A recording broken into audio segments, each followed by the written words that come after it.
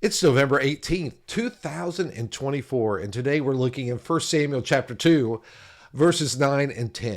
It says this, "He will guard the feet of his faithful ones, but the wicked shall be cut off in darkness. For not by might shall a man prevail.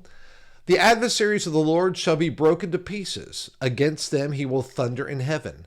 The Lord will judge the ends of the earth, and he will give strength to his king and exalt the horn of his anointed." All right, in these verses, Hannah concludes her prayer with a powerful proclamation of God's protection and judgment. And the promise that he will guard the feet of his faithful ones, that reassures us that God watches over those who remain steadfast in their faith. And this divine protection is a reminder that while we may face trials and adversities, God is actively involved in our lives, guiding and safeguarding us. And the imagery of guarding one's feet suggests not only a physical safety, but also the moral and spiritual protection that God provides as we walk in faithfulness. So Hannah here juxtaposes the fate of the righteous with that of the wicked, and emphasizing a clear distinction between those who serve the Lord and those who oppose him. Now the phrase, "the wicked shall be cut off in darkness," that serves as a stark warning about the consequences of rebellion against God. And it reminds us that earthly might and power do not guarantee victory. Instead, true success comes from being aligned with God's will.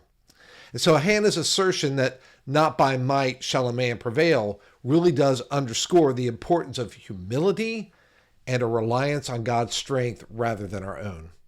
I think furthermore, Hannah's mention of the Lord judging the ends of the earth points to his ultimate authority over all creation.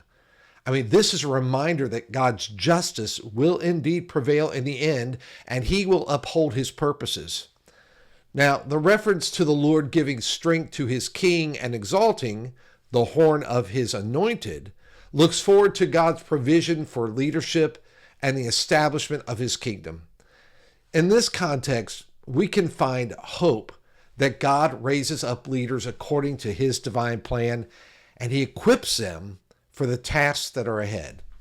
So if you would, consider how you can rely on God's strength in your own life. Are there situations where you've been tempted to rely on your own might or your own abilities? Take time today to submit those areas to God, asking for his guidance, asking for his strength, and reflect on the assurance that God guards the feet of his faithful ones, and trust in his protection over your life. You see, as you navigate challenges, remember that true victory is found in dependence on him and alignment with his will. Commit to being faithful, knowing that God will provide for you, and he will provide for those he has called to lead. Have a wonderful day.